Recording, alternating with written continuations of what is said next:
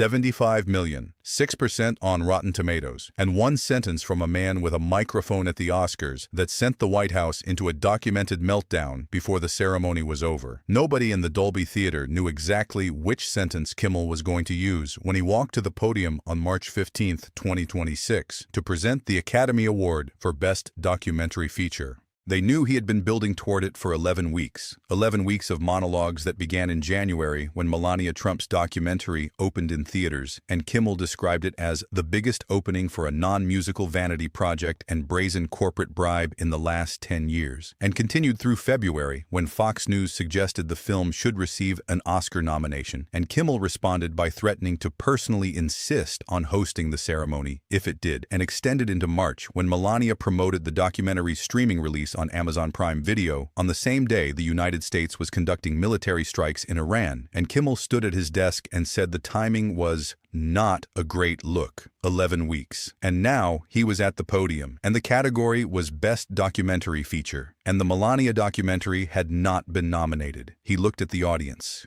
He said, "Fortunately for all of us, there exists a global community of filmmakers committed to uncovering the truth, often at great peril, creating films that educate us, highlight injustices, and motivate us to act." He paused. "And then there are documentaries where you stroll through the White House trying on shoes." The Dolby Theater found the laugh before the sentence finished. Trump posted before the ceremony ended, and the archaeology of how this moment was built. 11 weeks of language, 3 separate monologues, 1 Fox News anchor's suggestion, and a $75 million Amazon production with a 6% critical score is the story that the White House's meltdown was designed to bury. It did not stay buried. January 28, 2026. Melania opens in theaters. The documentary follows the First Lady across 20 days leading up to Donald Trump's second presidential inauguration. Amazon produced it. Amazon paid Melania Trump $28 million personally for her participation. The total production and promotional spend, $40 million to produce, $35 million to promote, reached $75 million, surpassing the marketing budget of any documentary in recorded history. The critical response is immediate and consistent. 6% on Rotten Tomatoes from professional critics, 99% audience score, a divergence so stark that film publications spend the opening weekend analyzing whether the rating system itself has been gamed. The Wall Street Journal reports that multiple crew members requested their names be removed from the credits.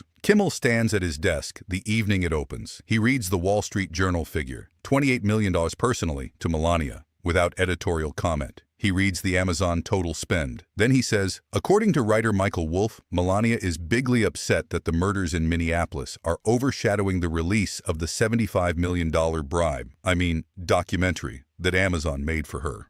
The archaeology begins here, not with the Oscars joke, with the word bribe said on camera on a nationally broadcast show in January 2026, 3 months after Kimmel returned from a 6-day suspension that was itself triggered by a federal regulator's threat against his network. A man who had just been removed from the air for 6 days under regulatory pressure connected to the Paramount merger and a presidential FCC chairman's podcast statement. A man who had just returned and said, easy way or hard way, would not silence him, is now calling the First Lady's Amazon documentary a bribe on live television. Trump does not post about it immediately. He posts about it in the way people post about things they intend to address later. A brief reference, a dismissal, he saw the first 8 minutes and fell asleep defense that Kimmel had already preempted by saying exactly that first. February 2nd. Fox News anchor Kayleigh McEnany suggests Melania should be nominated for the Academy Award for Best Documentary. She says if Melania attends the ceremony, she would be the best dressed by a long shot. Kimmel, the following evening, announces to his audience that he will personally demand to host the 2027 Oscars if the film receives a nomination. I will host that show, he says, whether they ask me or not. I will insist on it. The statement is a joke. It is also a provocation so precisely calibrated that it functions in both registers simultaneously, as comedy and as a document, a public statement that will be quoted back at itself if the nomination arrives, a sentence that puts Kimmel's name and Melania's documentary in the same sentence every time the documentary is mentioned in the context of the awards season. The nomination does not arrive, but the provocation remains on the record, and the podium does. March 11th, Melania debuts on Amazon Prime Video.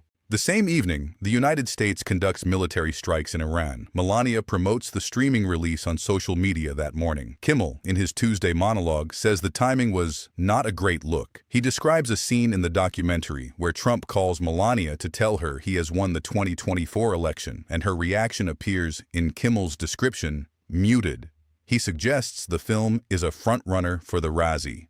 4 days later, the Oscars, the podium, the sentence, the shoe. And then there are documentaries where you stroll through the White House trying on shoes. The audience at the Dolby Theater. The industry audience, the filmmakers and actors and directors who have spent the year watching a federal regulator threaten broadcast networks, watching a show get suspended for 6 days, watching Colbert's cancellation attributed to financial decisions while the settlement and merger dates sit in the public record. That audience finds the laugh with the speed of a crowd that has been waiting for the precise sentence that names what everyone in the room already knows. The White House's response arrives before the ceremony ends. The communications director calls Kimmel a classless hack in a formal statement. Trump posts within the hour. The posts address across 3 paragraphs Kimmel's ratings, his obsession with the First Lady, and what Trump describes as Hollywood's absolute hatred and disdain for the American people. He does not address the $75 million figure. He does not address the 6% critical score. He does not address the timing of the streaming release during military strikes. He addresses Kimmel's suitability as a human being. The split screen assembles itself without editorial assistance. On one side, a sentence about documentaries and shoes, delivered to a room of filmmakers who laughed because it was true.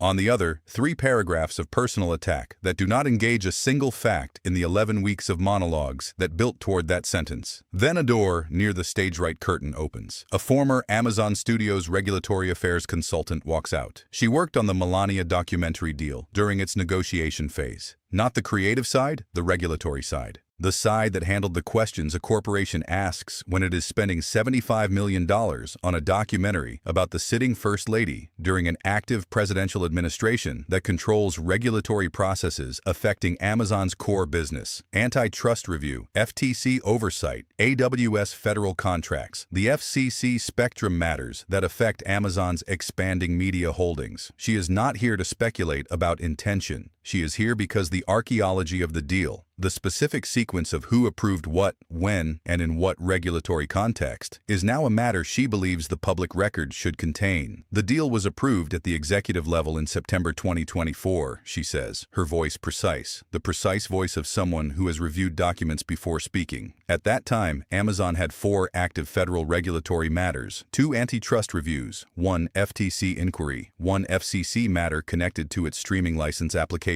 All 4 required goodwill from the incoming administration to resolve favorably. She pauses. The Melania documentary was approved at the executive level in September 2024. I want that sequence in the record. The room is completely still. A man in the 5th row has his hands clasped in his lap, knuckles tight. A woman in the 3rd row stares at the desk without blinking. A camera operator who has worked the show for 4 years keeps her frame on Kimmel's face without cutting, because she knows from 4 years of watching this desk that the wide shot is not where this story lives. A second figure steps out. He is a former FCC Media Bureau analyst. He worked at the commission for 8 years. He reviewed Amazon's FCC streaming license applications during the period of the Melania deal. He is not here to establish a causal connection between the documentary and any regulatory outcome. He does not have evidence of a direct quid pro quo. He is here because the archaeology of the regulatory timeline, laid beside the archaeology of the documentary deal, produces a shape that the public record should be able to examine. Amazon's streaming license applications were pending before the Commission from July 2024 through February 2025, he says. The Melania deal was approved in September 2024. The applications received expedited review classification in November 2024. They were approved in January 2025, 3 weeks before the inauguration. He sets a printed timeline on the desk. I'm not drawing the conclusion. I'm showing the dates. The dates are the archaeology. The audience processes the dates the way audiences process things that require restructuring what they thought they understood. Not shock. The slow, compressive recognition of a pattern that was always there, now named. One person stands. Center section. A woman, maybe 55. Hands coming together slowly. Then the section around her. Then the rows behind. The applause builds not in the explosive wave of a cute audience, but in the deliberate, considered way of people who have made individual decisions to stand at this specific moment, in this room, on this camera, because the record should contain not only what was said, but what the room did when it heard it. Kimmel waits, both hands flat on the desk. He does not stand. He lets it resolve.